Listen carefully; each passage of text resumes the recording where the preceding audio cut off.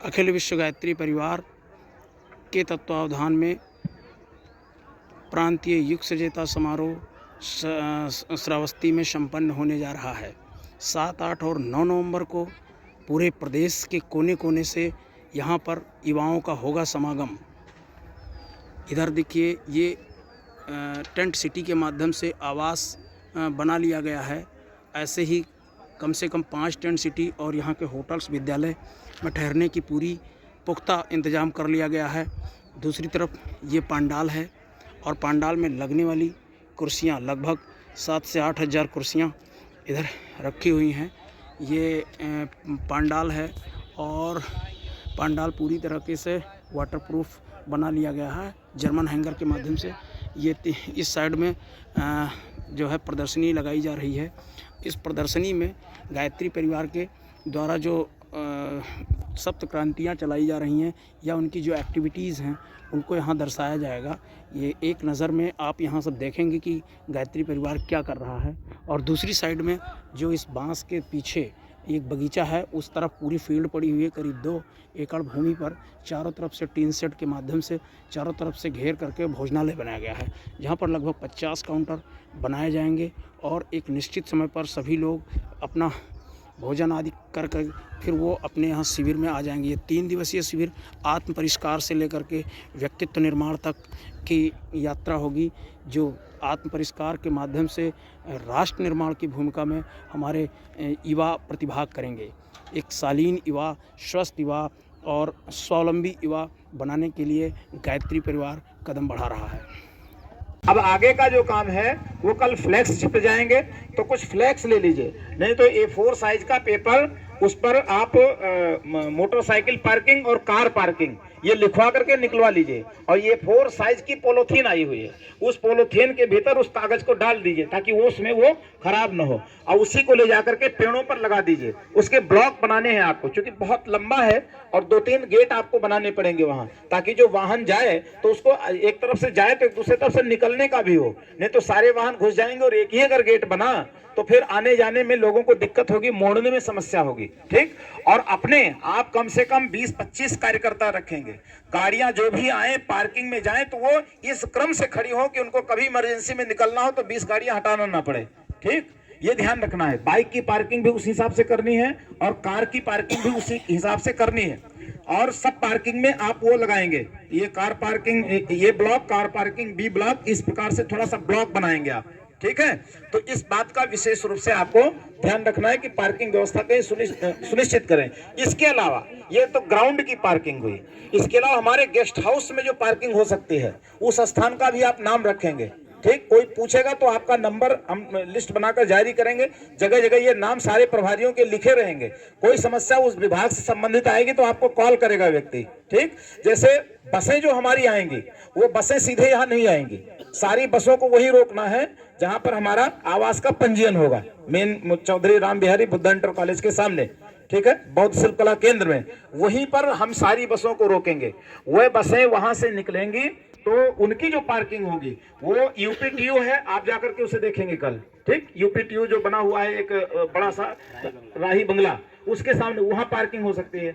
R K guest house में parking हो सकती है। ठीक, और जब आप कल मोटर बाइक लेकर के और इस सड़क का मुआयना करेंगे, ये भी सड़क जाती है उधर और ये किसके पीछे से सड़क जाती है, तो वो पीछे से सड़क जो जाएगी उस गांव के उत्तर साइड में पूरी रोड चली गई है सहेट महट को उधर पीछे तक। ठीक है, अंगुलीमाल की गुफा की ओर जाती है वो, तो ये पूरा का पूरा रोड खाली है, पक्की सड़क है लेकिन खाली है और सड़क के दोनों तरफ लंबा चौड़ा रास्ता है, उधर भी बसें जाकर के खड़ी हो सकती हैं। ठीक है, तो आप इस बात पर ये सारे पार्किंग स्थल नोट करेंगे और बसों को बाहर ठहराएंगे।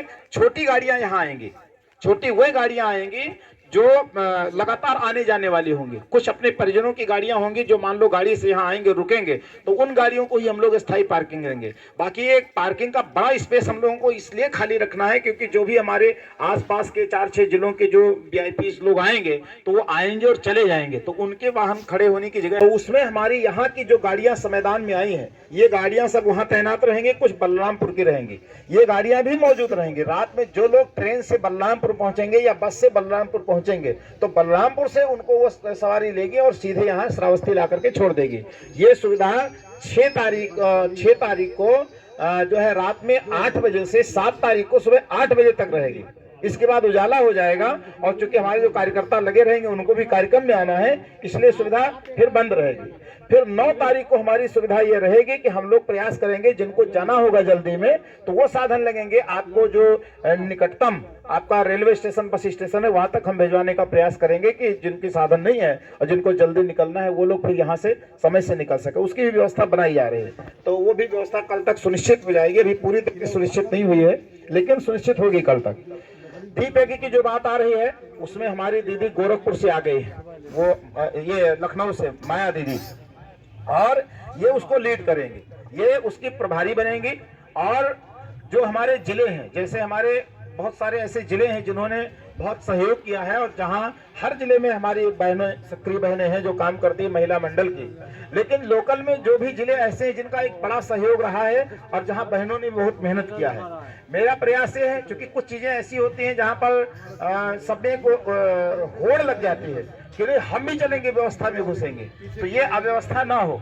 श्री दीदी मेरा निवेदन एक है, हमने हर जिले के संयोजकों से जो 4-5 जिले आसपास में हैं प्रतिनिधित्व के तौर पर जो प्रशिक्षित हैं, जो अनुशासित हैं और जो श्रम करने में समर्थ हैं, ऐसे बहनों की सूची मांगी है, लिस्ट मांगी है। उसमें बलरामपुर भी है, उसमें गोंडा भी है, उसमें बहराइच भी है, उसमें श्रावस्ती भी है, उसमें सीतापुर भी है, उसमें लखीमपुर भी है। ये ऐसे आसपास की जिलों की सब जगह से 5-5, 10-10 बहनों को लेते हुए उनकी टीम बना करके फिर वो व्यवस्था आपको देंगे और उन बहनों का नेतृत्व करते हुए दीपेगी में वही बहनें लगेंगी पहले से, ठीक है, वो व्यवस्थित रहे। फिर उसमें कोई अनधिकृत रूप से घुसपैठ नहीं करेगा, ये व्यवस्था आप सुनिश्चित करेंगे, ठीक है।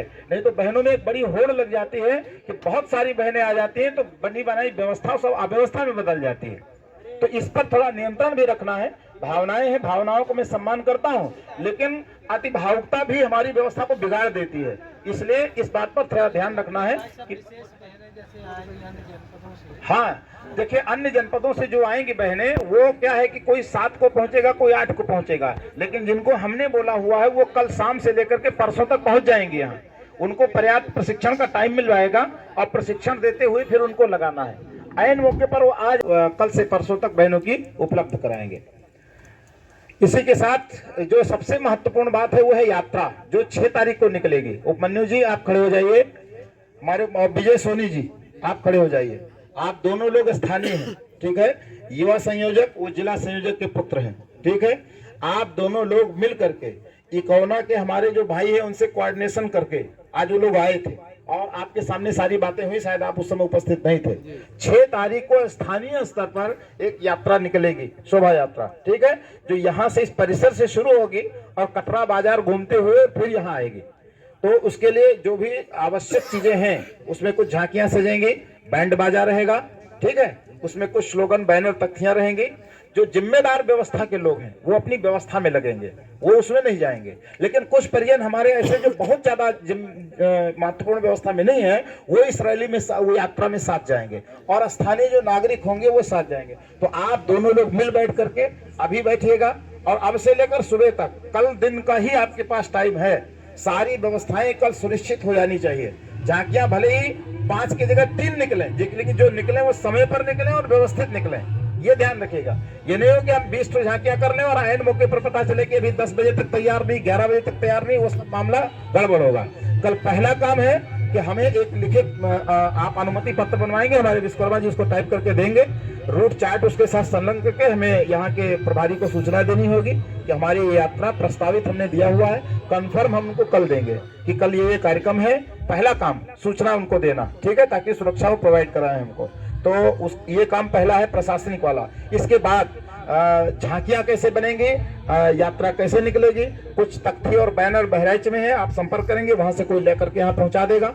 आप बहरगाम पता कर लीजिएगा, कहीं से जो भी स्लोगन तख्तियां हों लेकर के चलने वाला। ठीक, तो ये यात्रा संक्षिप्त है लेकिन एक जागरूकता यात्रा कल परसों यहाँ 6 तारीख को निकलेगी, तो आप दोनों लोग मिल करके इस यात्रा को संभालेंगे। ठीक, इसमें कोई दिक्कत, सहयोगी आप हमारे जो भाई इसमें हैं जो महत्वपूर्ण व्यवस्थाओं में नहीं लगे हैं, जैसे हमारे पाल जी हैं, इनको भी आप सहयोग में ले सकते हैं। उपन्यु जी, ये हमारे पाल जी हैं, नरेंद्र पाल जी महाराजगंज से, आप इनको भी सहयोग में ले सकते हैं। ठीक है, और ऐसे आप भी ढूंढ करके कुछ 2 4 6 लोग सहयोगी हो जाए, काम हमारा हो जाएगा। ठीक, तो आप इस पर अभी से चिंतन मनन शुरू करिए और इस व्यवस्था में लग जाइए। तो इतनी व्यवस्थाएं अभी हैं आवास की व्यवस्था के लिए, जैसा हमारे मान सिंह जी ने आप लोगों को सूचना दिया है। जो लोग ये इसमें रुके हुए टीन शेड में, मैं विनम्रता पूर्वक निवेदन करता हूं वो स्थान खाली कर दे, क्योंकि हमारे पास बहुत सारे कीमती सामान आए हैं जो बाहर पड़े हुए हैं, उनको हमको सुरक्षित वहां रखना है। बहुत सारे गाँव के भी लोग अभी आ रहे हैं यहाँ, और कई सामान ऐसे हैं जो अस्त व्यस्त हो गए, जो है मिल नहीं रहे, तो इसलिए आज